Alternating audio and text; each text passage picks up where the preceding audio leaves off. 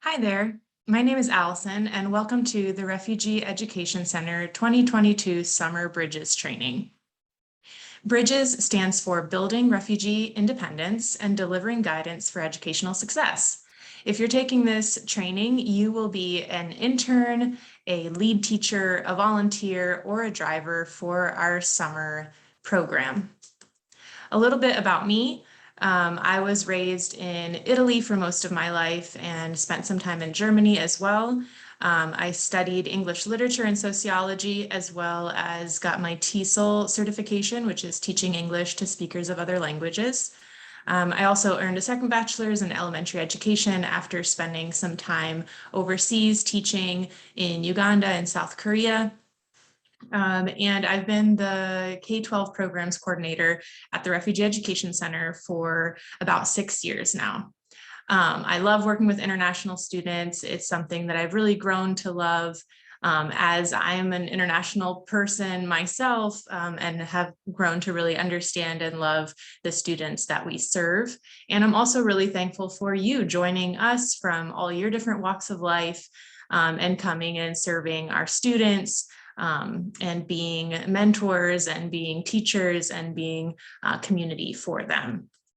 So in this training for summer, we will go over various things. I will give you an intro to the summer program, just kind of some of the basic schedule and curriculum that's covered during the program. And then we will kind of go into some of the tips and nitty-gritty things about teaching literacy and math to children. We will do some classroom breakout sessions, talking about what you'll do in your classroom. We'll go over a little bit of discipline and conflict management, as well as just some safety tips and tips for you for your success in your classroom.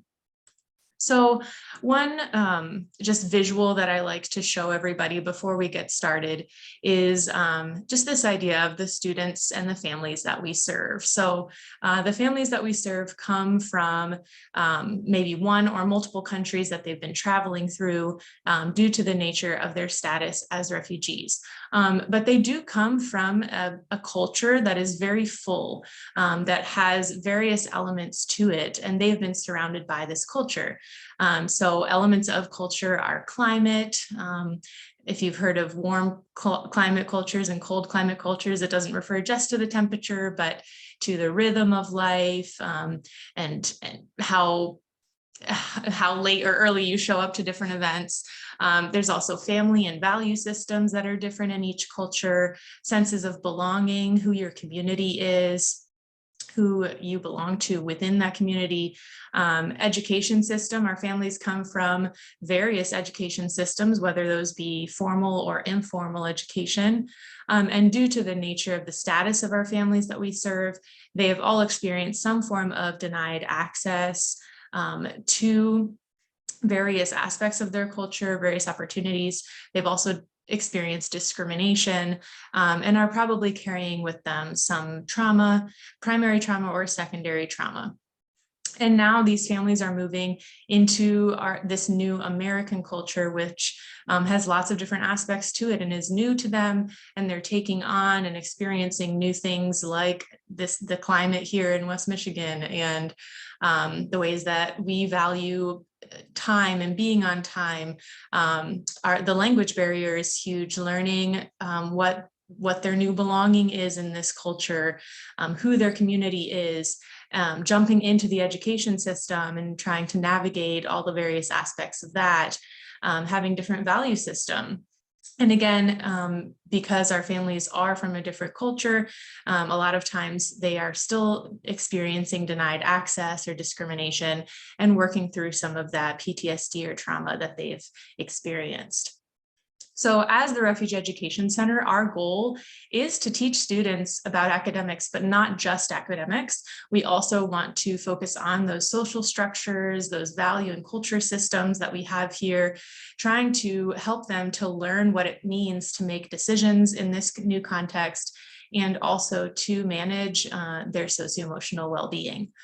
And our responsibility as the Refugee Education Center and our staff and volunteers is to create a safe space where our students can practice these skills, allowing them to make mistakes and equipping them to become conscientious community members.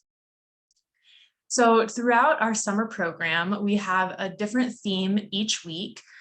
This is so that our students can really focus in on learning the vocabulary, learning the cultural contexts of these different areas so that they're ready when they go to school in the fall. So you can see here we have 7 weeks. There's different themes each week. And you'll see in parentheses, there's also a socio-emotional theme. So each of those will also be covered. So for example, the first week, we talk all about school, we learn about school vocabulary, school rules, and then we also talk about the idea of respect. It's a little bit trickier to talk about, respect and how to define it and how to show that in a classroom, but we try to break that down for you within the curriculum to make that a little bit easier for you. So these are just the different themes that we'll be going through within the curriculum that we've created. So we're just going to jump in right now to what the schedule looks like. So every single day, Monday through Wednesdays, students will arrive at between 8:30 and 9 o'clock. And then from 9 to 9:15, there is kind of a morning intro. Everyone kind of goes into their different classrooms. And around 9 o'clock, you kind of start working on things. The lead teacher will lead this morning intro, and she or she will lead the first hour of the class. And you'll see kind of different things broken down there, like the anchor text, question and answer, intro to vocab, and we'll get into each of those things later. At 10 o'clock, from 10 to 10:20, there's a recess. Then we come back inside for about a half an hour of workshop time. After workshop time, we'll have about a 10-minute snack, and then we'll jump into lesson 2 time for another 45 minutes. After that, there's another recess. After recess at 12:15, there's lunch, and then kids start heading home around 12:45, and the program will finish around 1 o'clock. On Thursdays, we go to field trips. And so these are fun ways that we can introduce kids to various places in Grand Rapids, get them exposed to, just different places that are familiar to us maybe, but new to them. So you can see here the list of different destinations that we'll be going to. And we always try to have the students ready by 9:30 so that we can leave the center by 9:30. Everybody's in a buddy system, so you'll be paired up with 1 or 2 or maybe 3 students. And depending on whether we will have buses or maybe we will drive students in our own vehicles, that's to be determined. And then we'll always return to the center for lunch around 12:30 after the field trips. Okay, so COVID procedures for the summer. When you come in every day, you will be asked to take your temperature. We will have a thermometer there to take your temperature. If you're feeling any symptoms before you arrive to the center, please text or call the program supervisor ahead of time. If you are exposed to COVID while you're volunteering at REC, please notify us again and you will be asked to quarantine for 5 days. And please wear a mask at all times when you're indoors. Outdoors, masks can be removed. And also during eating times, during snack time and lunchtime, those masks can be removed for those brief times. At the end of the day, please assist with your classroom, wiping down all the tables and chairs and touch surfaces, just to keep the classrooms clean each day. And then if a student in your class is displaying any COVID symptoms, please bring them to the program coordinator or the interns, and we will have a space for them to quarantine until they can be driven home. So in the morning, when students arrive, we will take their temperature. People on staff will do that. We will take attendance for them. And especially the first week when kids are new and they're not really sure what they're supposed to do, we will try to lead them through getting their name tag. Here you can see on this board is what they'll walk into. They'll see a little name tag for them, and then we'll want to show them to their classroom. So if you're a support volunteer, please be ready to help find your student's name tag and lead them to the classroom. And this way you're kind of learning their names and you're helping them get familiar with the space and where their classroom is. And then once they're in your classroom, you may be waiting around for a little while until all the students get there so that you can start the lesson.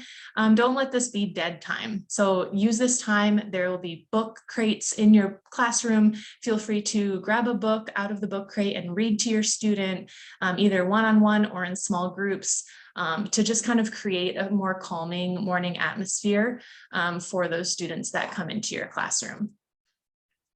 So what else is in your classroom? When you arrive, we will set up your classroom ahead of time. The lead teachers who will be leading the classroom in all the major activities, they will have some things set up. But these are just the main things that will already be in there. So there will be a classroom rules poster and a calendar posted, which you will use, especially the rules poster. You'll especially use that first and second week, and you may need to use it throughout the entire time just to kind of reinforce those rules. The calendar you'll use every day to go over the day of the week.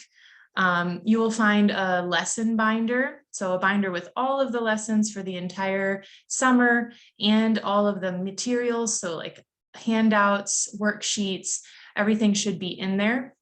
And those binders should stay at the center. So those binders should not be taken home, so that the person the next day can also have it available to them.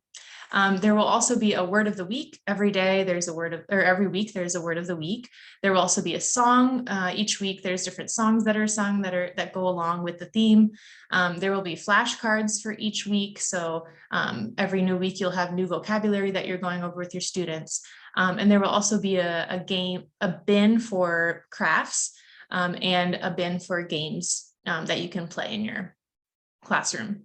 There will also be an assessment binder. So for the first 2 weeks, you'll be doing pre-testing, doing some assessments with your students to see where they're at when they first started. And then you'll also be doing post-testing at the end, the last 2 weeks of the program, to see how they have improved. So that assessment binder is very important. And then there will also be a book box. As mentioned earlier, there will be some books with the theme of that week. Kids can read that with you at the beginning of class, or whenever you have some downtime in between different activities. Be quick to grab a book and read with your students. And then there will also be student folders. So inside the folders, there will be an ELA and a math packet. You will use those folders during your workshop time. So those folders will be used every day. And then there will be a bunch of different school supplies available in the classroom. Students will also have each of them, they will have their own bin at their desk with their own personal school supplies that they can use for crafts and around the classroom. There will also be, again, like I said, some games. We'll have some card and board games that will kind of rotate around throughout the 7 weeks, so that there's different games that you can play each week. All right, so I mentioned the books.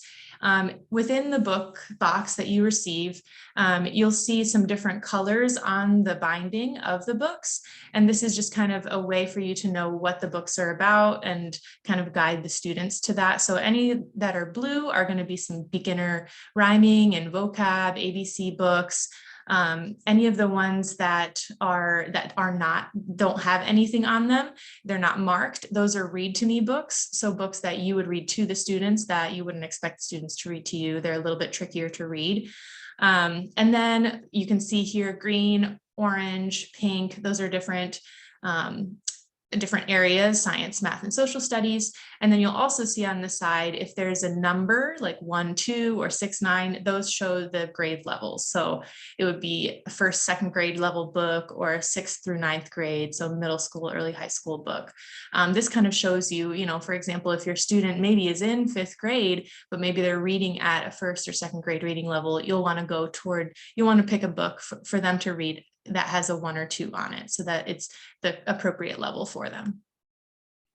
All right, so inside the lesson binder, you will find lesson plans that look like this. Lead teachers are going to be responsible for really knowing their way around these lessons. They'll be teaching them each day. However, if you're a support volunteer, you also want to know what's going on in your classroom every day, because you are going to be there aiding your lead teacher, kind of being a little step ahead of him or her, so that you can help prepare materials, help with setup, that sort of thing. So Please look over these lesson plans at the beginning of each week, at the beginning of each day when you arrive, so you know what's going on in your classroom each day. In each of the lessons, there's going to be learning objectives that are listed.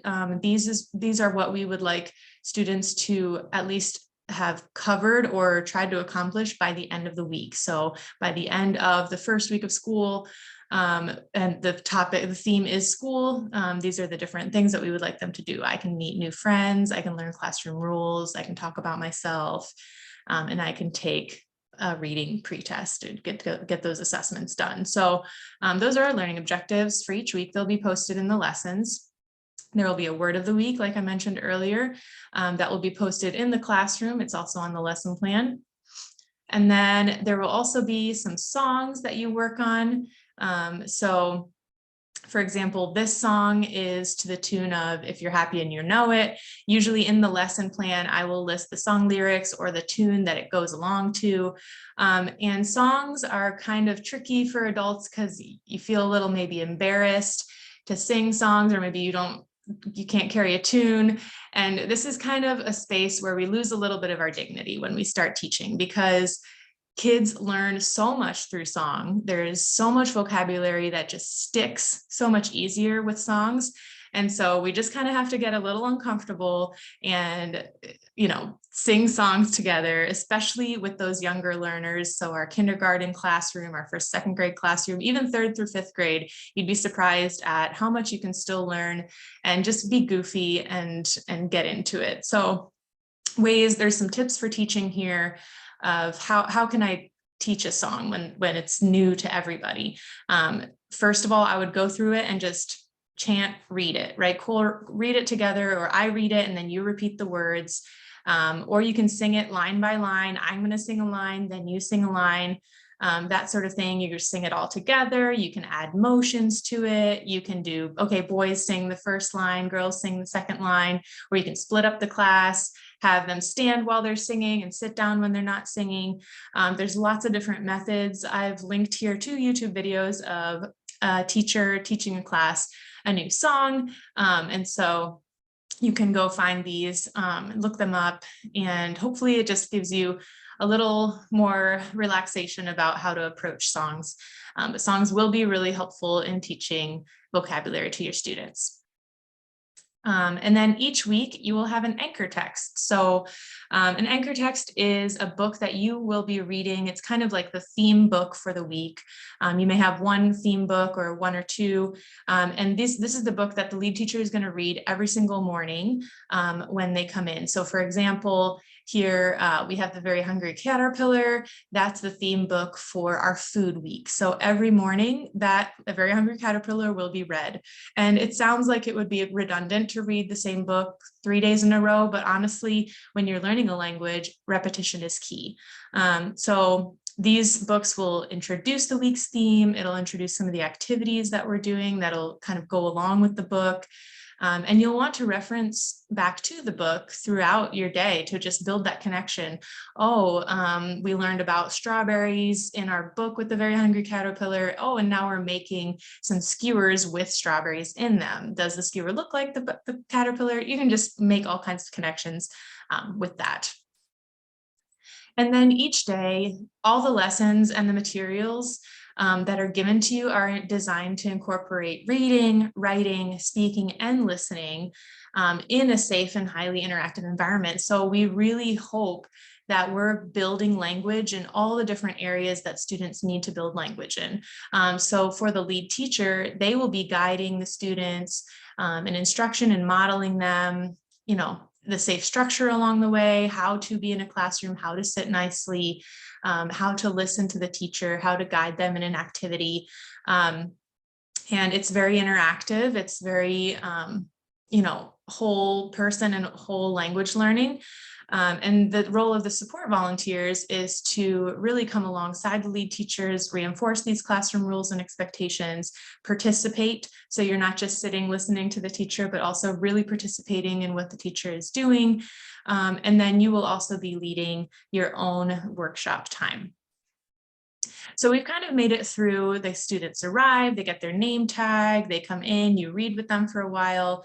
Then the lead teacher will start with the morning intro. They'll do the song, maybe they'll do the calendar and the date, the word of the week. They'll go over the learning objectives.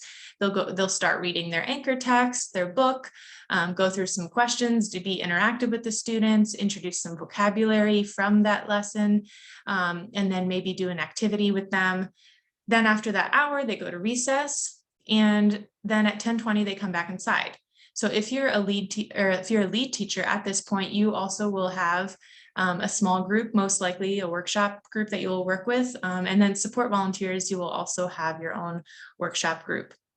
So I'm just going to kind of talk about those workshop groups, but before I do, assessments. So the first week, maybe 2 weeks, depending on the size of your classroom, you will be assessing students in various areas. It says 5 areas, but technically there's 4. So the first area is just their basic ABCs. Do you know how to say your letter names and sounds? And can you read some beginner sight words? The second one is writing. Can you write your ABCs, capital and lowercase? The third is reading level. Okay, now can we read at a kindergarten level, and how can we work our way up? How far up can you read a list of words fluently? And then there will be a simple math assessment. There's one math assessment that's K through 2nd grade. And then if they pass that with flying colors, there's a second one that is kind of 2nd grade through high school, and we'll see how far they get. So during that first week, especially, all volunteers, everybody will be assisting in giving these assessments to our students. On here, you can kind of see what these look like. So the writing assessment is that first page where they're going to write their name, and then they're going to write their uppercase and lowercase letters. The ABC and sight words, you can see there's a bunch of all the alphabet. You're going to ask them to pronounce each letter name and sound, and you're going to mark it on the next page over and to the right.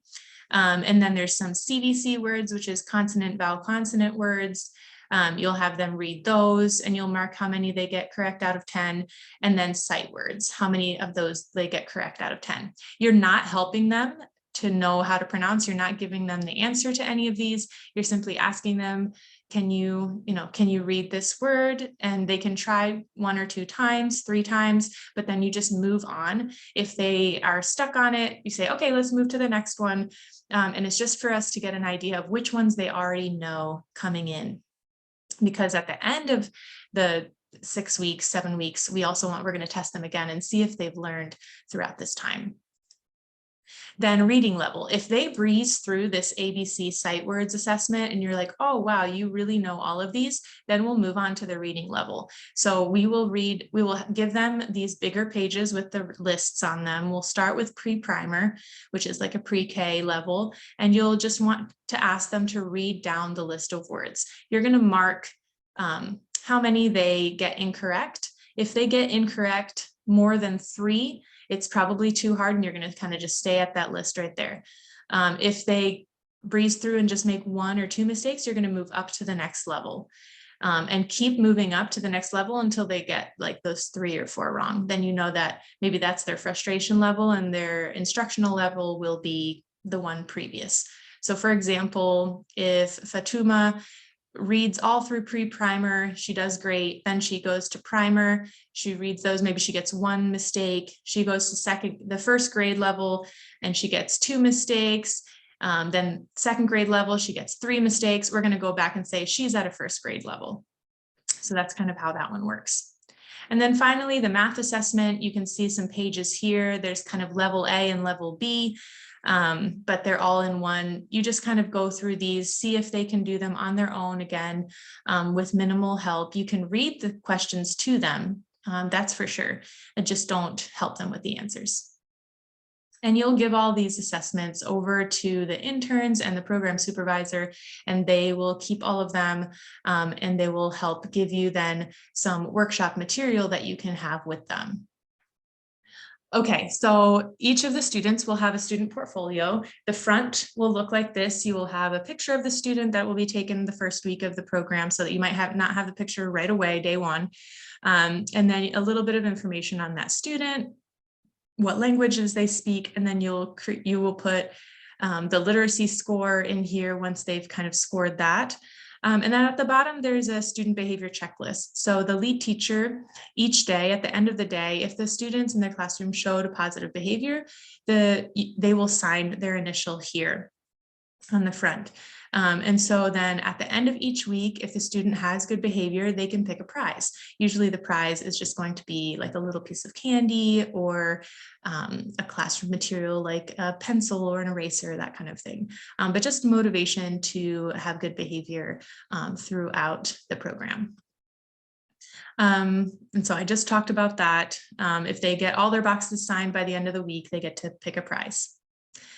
All right, so back to workshops. So in the student portfolio, after you've done your pre-assessments, there will be an ELA packet, a language packet, and a math packet. So during your half an hour time with your student, you will be leading 2 activities. Again, you'll have a group of 1 to 2 students. And for English language arts, you can work in the packet that's given to you, or you can choose or pull an activity that you can do with your student. And then you'll also want to do another 15 minutes of math. You can either do the packet or you can do a hands-on math or STEM activity. STEM stands for science, technology, engineering, or math. And what I suggest is to not spend the whole half an hour in the packets. Don't just do 15 minutes of language packet and 15 minutes of math packet. That's a lot of just sitting, writing. But I would say do 15 minutes of one of the packets, whether it's English or math, and then spend another 15 minutes doing an activity. So, and I will show you what those are. So in this hallway, this is at the center, there's lots of different things in this hallway. You'll find supplies that you'll need to create a full 30 minutes. If you want to do a language activity and a math activity, you can. You don't even have to use the packets if you don't want to. But even if you just want to pull 1 per day, that's great, 1 or 2 per day. So familiarize yourself with what is in here so that you're not spending too much time in the moment when it's time to do workshops. You want to look through these. And when you do your in-person training, you'll have time to actually come in, look at these, pull some workshop items for your classroom ahead of time, and just kind of practice that. So you'll see here that you will be able to choose from this math workshop materials. So in here, there's lots of different math manipulatives, blocks, money, lots of different things in here, counters, just different boards that you can use. So feel free to go in there and explore, see what you can use, see what they are used for, and just be creative too of how you can use these things to help aid a math lesson. And then the yellow folders that you see are English language arts folders. So they help with they're like 10 to 15 minute phonics and grammar activities. They're leveled. You'll be able to see there's a sticker on the bottom right-hand corner that has the grade level on it. So you can, and inside each folder, there's instructions, directions on how to use whatever game is in there, and whatever materials are in there are there for you to use. So I would say definitely look through those, skim those on your first day of training in person, and just make sure that you know what's in there and how to use them. Because that way, when it's go time, you can just quick pull it and use it. So you may be asking, oh, I don't know how to teach someone a language. I don't know where to start. So this is where we kind of want to break down just the very simple theories of language learning as it relates to English language learning. So the first thing to really think about and consider is that we go from silence to oral to written. So when we're learning a language for the first time, we really we listen, then we speak, then we write. So writing is the most complex form of a language, of showing that we know a language. So we don't ever start there. We always start with allowing someone to listen to the language first, and then encouraging them to speak, and then maybe writing or reading in there before some writing. Another thing to consider is that speaking and writing are connected. So how you may see a word on the page is how you retain it in your mind, and then how you're able to then produce it in a sentence. So if I'm a literate person, so if I think of the word cat, I think of the actual letters C-A-T in my mind's eye. I can see those letters. And then I also can think of the image of an actual cat, you know, a video of a cat or something like that. But if I was not literate and I didn't know how to read the letters, I'm not seeing those letters in my mind's eye. So it's more difficult sometimes to just hear a word, retain it, and then speak it out again. So really learning literacy, learning how to spell out something can also help me then produce that word later as I build my literacy. And also literacy is socially situated. So how we develop reading and writing depends on how we're exposed to certain things in our culture. So and how we understand certain contextual things. So for example, if I make a heart symbol, which is kind of like this symbol for a heart, in America, we understand that to be a heart, it could also be connected to our heart organ. There's various things that can be connected with a heart romance, or, you know, that sort of thing. And in other cultures, if I just hold up a heart symbol, they may not know that that is connected to the word heart, or to the organ of a heart, or to romance. So I think, or even to the word love. So I think there's just so many parts of language that are socially situated, and our students will be navigating that. Okay, so then when we're trying to teach how to read, how to understand literacy, where do we start? And I always say we try to start at phonemic awareness. So the understanding that spoken language words can be broken into individual phonemes, and phonemes is the smallest unit of spoken language. So basically, as students begin to transition to phonics, they're learning the relationship between a phoneme, which is the sound of the letter, and the grapheme, which is the letter that represents the sound. So letter names and sounds, and how you write them out on a word. So there's a little video clip here that kind of shows you a teacher teaching phonemic awareness to a classroom. I encourage you to watch that. But we always try to start with the letter names and sounds. So really trying to couple, making sure that students know a, apple, that sort of transition to what the letter name is, what the sound is, what it looks like on a page, and what word do you use it with. In your classrooms, you will have a binder with the letter names and sounds. It's like a chanting, like a choral chant of each letter and the sound that it goes with. I would encourage you to use that even on a daily basis as a whole classroom, or you can even do it in your workshop time to really reinforce those letter names and sounds. Once you feel like your students have gotten that, you want to focus in on vowels, because vowels have different sounds. They make those long sounds and short sounds. And then when they are together, they sound differently. When there's an E at the end, they sound differently. So kind of going through those different rules with them. And then I would move into consonants and how when they're next to each other, they make different sounds. So they blend, certain ones blend when they're next to each other. Those are called consonant blends, or digraphs. So certain consonants, when they're combined, make a new sound. And you can see some examples there.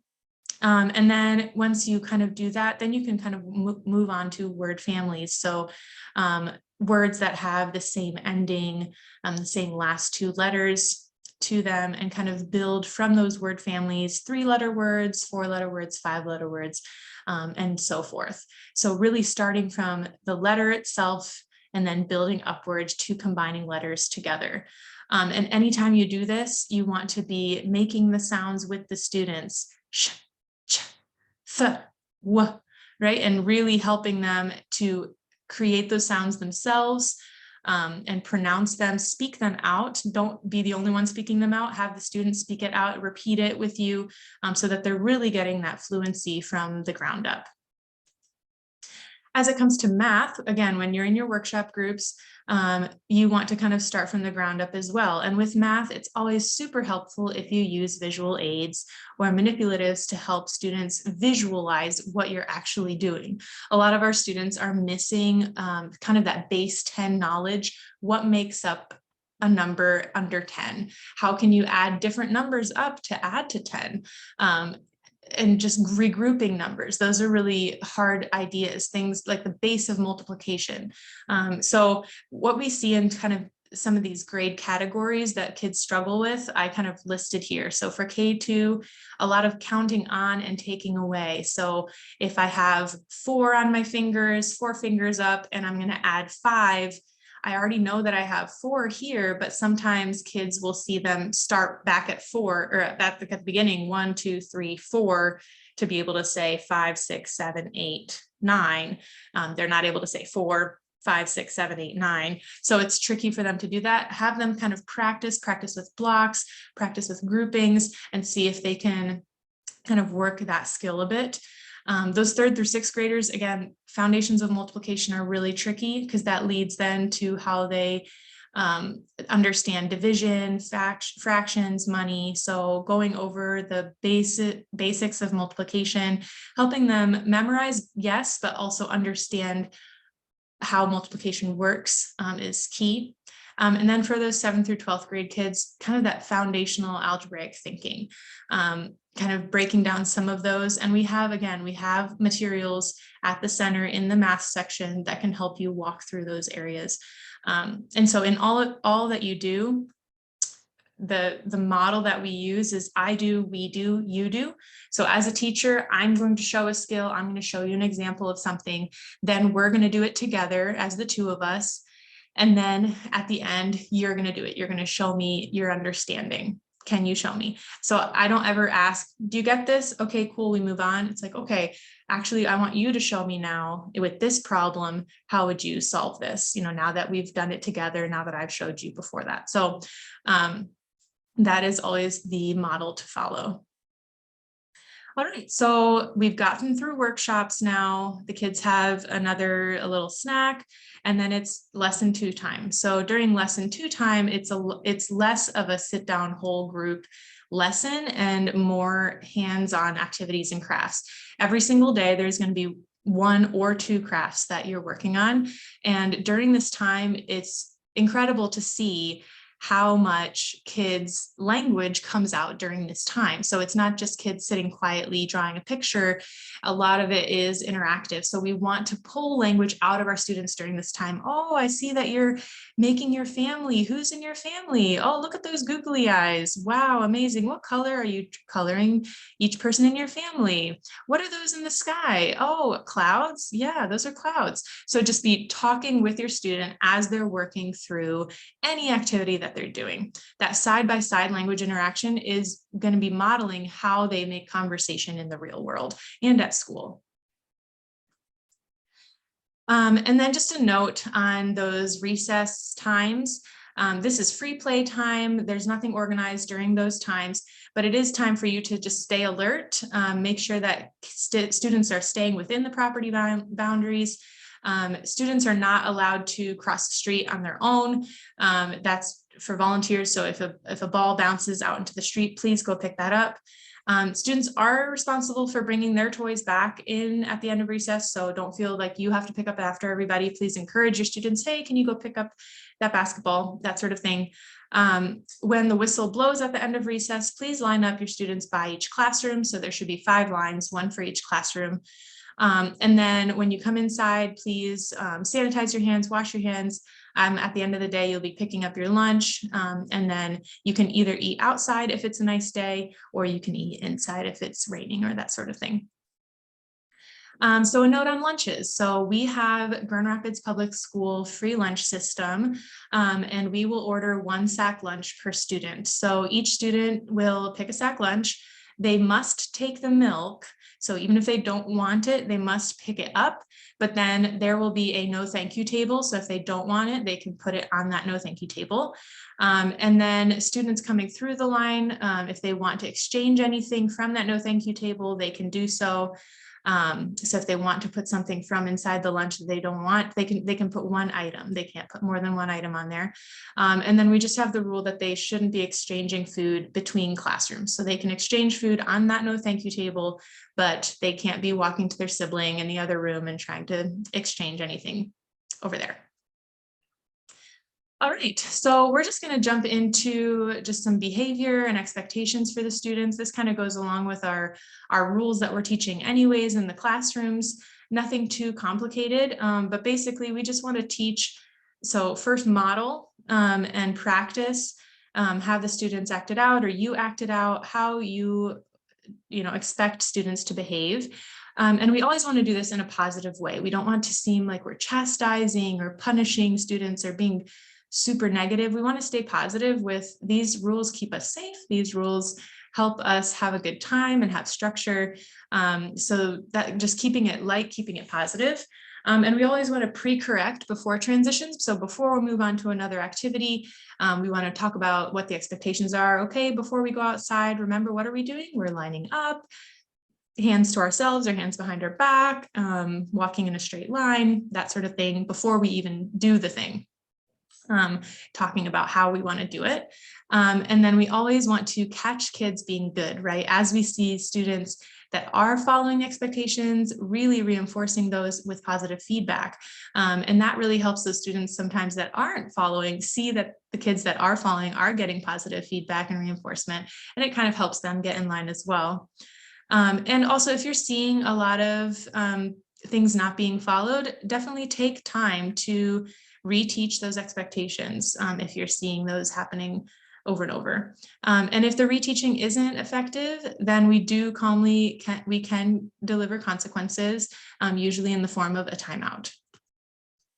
So our timeout policy, basically we want to, verbalize immediately when something is wrong. So don't just let it go, because then it's not communicating to the student that it's important enough to change.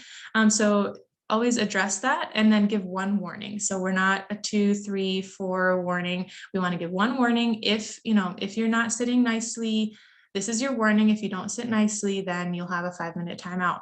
And then we want to give that timeout immediately, if the student is misbehaving again, so that they kind of can make that connection in their brain, especially with a language barrier. It's good to kind of make that immediate connection. And that 5-minute timeout can be with an intern or a staff member. And again, we only want it to be 5 minutes. You can time that. And then after that time, they return to class and we kind of return business as usual. If there are 3 timeouts that have to happen throughout the day because of repeated misconduct, please let a staff member know, the programs coordinator, and then they can make a call home and just kind of talk to the parent about what they observed that day, and just kind of to have a conversation with the parent about it. And then just because we're working with refugee students, just a few notes on student behavior that is specific to refugees. So because we have a language barrier, behavior is something to be paid attention to, because behavior is communication. Every action that's happening is a way of communicating something, whether a student is conscious of it or not. And so sometimes we see behavior and we want to just have consequences to the behavior or fix the behavior, but it's really good to understand the cause behind behavior. So behavior may just be the tip of the iceberg, and there's so much more going on. So for example, if in your classroom, students are speaking their native language to friends and you feel like, oh no, they're probably talking about me, or like they're getting distracted, or maybe they're ignoring their name being called out, or they're zoning out and just like not following questions, that may be a behavior that you see. You may also see some just breaking rules, like rules are being broken, they're not following, they may be cheating, looking at someone else's test or copying someone's paper, they may be sneaking around, or maybe they're stealing extra snacks or stealing an extra, like trying to steal like a pen or paper or bring something home, stashing things away, or just feeling unsatisfied, like dissatisfied and like, no, nothing's ever enough, or they're, really undecided about things. And then a third category is, like peer-to-peer. So socially, just kind of you seeing some aggressions coming out or discrimination toward other kids, some like maybe bullying going on, or just kids like completely isolating and shutting down. All of these behaviors, due to the nature of our families, have refugee-specific causes. So for those language pieces, a lot of times when someone is experiencing a language barrier, it's such a relief to be able to speak your native language when you've been concentrating in another language all day. And so to be able to sit and have a little conversation with your friend, it may even be about the lesson or trying to like translate for each other. It's just that we don't know, and that knowledge of that can make us nervous, not knowing. But really that bilingual brain fatigue is real. And so even sometimes kids don't hear their name being called out because they're like thinking in their mother language, and maybe they're zoning out because they're between languages. So just giving grace for that and knowing that that behavior isn't against you as a teacher or an aide, but may just be a language specific barrier. And then as our students are kind of learning this new system of rules and learning what it means to be in a classroom, just know that they're coming from a different space previously from where we're at right now. So knowing that they came from a place of scarcity. So they have a scarcity mindset. They've not been in control of their situations. And so they're grabbing for control, and they're testing control. They're testing what safety means. What does it mean to break the rules? Am I still safe once I break the rules? Are these adults still on my side? Are they for me once I break the rules? And there's just a lot of trauma there that can back some of these behaviors. So just know that these are teachable moments. So anytime you see a child sneaking or stealing things, just being like, it's okay. Like there's going to be enough for you. Every day that you come here, you will get a lunch. Every day you come, you will get a snack. And some kids are trying to stash snacks to bring them home to their siblings, younger siblings or older siblings, because they just have that scarcity mindset. So knowing that will help us just kind of have a calmer and more understanding expectation. That doesn't mean we have to give in to everything. It just means that we can enforce rules in a safe way and repeatedly and consistently to help them feel safe. And then those social interactions, those peer-to-peer interactions, again, there may be things that you don't know about, tribal conflicts between their various tribal groups. We've seen that in the past at the center, and knowing that kids are reestablishing their sense of belonging. So it is important to talk with kids and have conversations about getting along, being equals, working together, being respectful of each other, that those are the expectations of the center, and those are the expectations of each student and the program. Again, some pieces about peer-to-peer conflict. We always want to give students 5 minutes cool down, think time, because working through any kind of conflict in a different language is tricky. And we do want to give kids some time to talk and express themselves if they would like to. But we do need to give them think time first. If it's an argument between two kids, make sure that you give each child uninterrupted talk time to explain their point of view. And again, don't rush with language. You have to slow down in these instances. So it's also a teachable moment. So conflict can be tied to so many different things. So just come from the perspective of wanting to empathize, to educate gracefully, and to restore the relationship as best you can.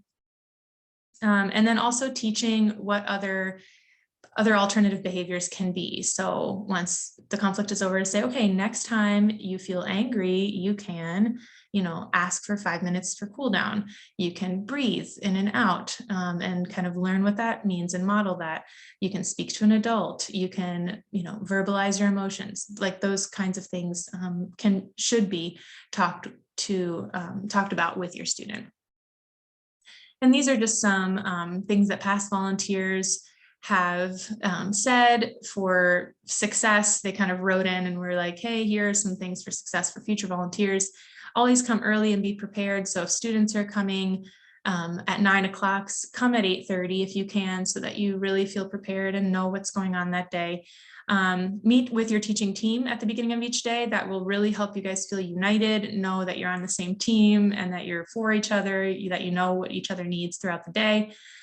Greeting students as they enter. Huge. The lead teacher may not be able to do this because she's in the classroom getting prepared, but if you're a support volunteer, line up in the hallway, welcome your kids as they come in, help them with their name tag, and just start interacting early on. That really helps. And again, noise levels in our center, we have a lot of open space, a lot of open doors or no doors. And so noise level, practicing lower inside noise levels is going to be very helpful. And then again, practice language at any opportunity. So anytime you're inside, outside, on field trips, always a chance to practice English language. Don't let the same students answer all the questions all the time. We recognize that some kids are going to be shyer, but it is good to give them that space to answer as well. And again, don't feel like you have to be a trained teacher. Be who you are, show up with your strengths and your skills. Learn to love the kids just the way they are, and don't be afraid to ask questions along the way. Learn from your team, and just show up and be present. That's a huge, huge part. Okay, just some other items, housekeeping. There's this first aid kit here, this first aid box that you'll see. If a kid is outside during recess and falls and scrapes their knee, please just let the program supervisor know. The program supervisor will usually be the one to help the student, but if they're busy for some reason, you can come over here and access. There's Band-Aids. Please wear gloves. There's gloves in here. Anytime you're working with a student, please just wear gloves. We don't want any exchange of bodily fluids. And just if there's anything serious like a sustained injury or sustained pain, we will have you fill out an incident report form. You can get that from the programs coordinator. We've never had to call emergency, but that is also a last resort if needed. Okay, so some of the last pieces here, drivers. So for the summer program, we probably won't be getting a bus. So we will need drivers, people to pick up students at their home and bring them to the center, because a lot of families are new and they still don't have cars or driver's license. And so for you to be a driver, all we need is your clean driving record from the Secretary of State. I think it's about $12 to do that. So please do that. I believe there may be a driving consent form that needs to be filled out. So you can ask about that with FIO. And then FIO will pair you up with his family that is close to your house or on your way to the center. During that first pickup, you'll want to introduce yourself to the parent if possible. Sometimes the parents are working, so they may not be around. Establish the car rules immediately for your student. Make sure that their seatbelts are on, and only allow age-appropriate students to sit in the front seat, so ages 12 and up. We do have booster seats for you if you would like, and if you would like to be reimbursed for your mileage, we have a reimbursement page for you to fill out by the end. So we really do usually need drivers for the summer program, also on Thursdays for driving to field trips. So if you're able to drive, that would be wonderful. All right, and then lastly, we always do some recommendations of books over the summer if you're a reader, or if you're not and you want to become one. These are 3 books that would be great to read. If you finish a book, tell the program supervisor and you can win a Treetops box full of some treats. Treetops is our sister organization, and they produce some really cool things through their Sister Circles program. So yeah, tell FIO if you finish one of these books. That is it. I thank you for participating in this training, and we will see you in person soon. Thank you.